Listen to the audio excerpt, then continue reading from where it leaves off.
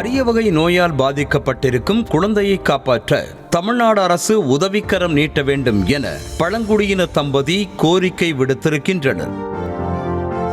நீலகிரி மாவட்டம் கோத்தகிரியைச் சேர்ந்த அஸ்வினி என்ற பழங்குடியின பெண்ணிற்கு 2 வயதில் அஸ்வந்த் என்ற ஒரு ஆண் குழந்தை உள்ளார்.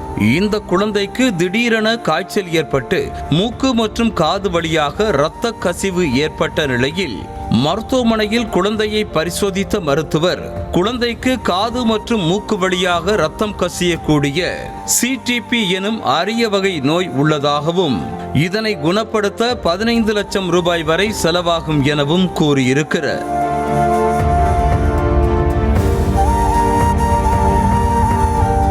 இதனையடுத்து வேறு மருத்துவமனை மருத்துவர்களிடமும் குழந்தையை கொண்டு சென்று பரிசோதித்த போது அனைத்து மருத்துவர்களும் நோய்க்கான வீரியத்தன்மையை எடுத்து கூறிய நிலையில் தம்பதி மனமுடைந்திருக்கின்றனர்.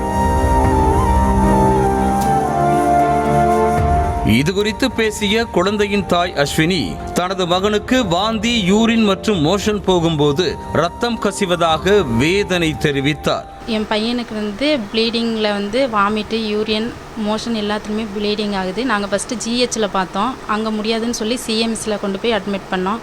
அதுக்கப்புறம் 1 மந்த் நல்லா தான் இருந்தாங்க. திரும்பியும் அதே மாதிரி தொந்தரவு வருது. இப்போ திரும்பி நாங்கள் எல்லா ஹாஸ்பிட்டலும் பார்த்தோம். எங்களால் முடிஞ்ச அளவுக்கு பார்த்துட்டோம். இதுக்கு மேலே எங்களால் பார்க்குறதுக்கு பண உதவிகள் கண்டிப்பாக தேவைப்படுது. மேலும் தனது கணவர் ஒரு மாற்றுத்திறனாளியாக இருப்பதால் அவரது வருமானம் வீட்டு செலவிற்கே செலவாகி விடுவதாக கூறியிருக்கும் அஸ்வினி, அன்றாடம் குடும்பத்தை நடத்தவே கஷ்டப்படும் தாங்கள் எப்படி 15 லட்சம் ரூபாய் பணத்தை புரட்டப் போகிறோம் என தெரியவில்லை என கவலை அடைந்தார். ஆனால் நல்லா விளையாடுவான், ஆக்டிவாக இருப்பான். ஆனால் ப்ளீடிங்னு ஒன்று வந்துச்சுன்னா அவனால் எதுவுமே பண்ண முடியாது. வயிற்றுக்குள்ளே எது சாப்பிட்டாலுமே உடனே வாமிட் வந்துடும். என் வீட்டுக்காரர் ஒரு ஹேண்டிகேப் தான். அவர்னால எங்கள் ஃபேமிலியே ரன் பண்ணுறது ரொம்ப கஷ்டம். இவ்வளோ பெரிய அமௌண்ட்டுன்றதெல்லாம் எங்களுக்கு ரொம்பவே கஷ்டமாக இருக்குது.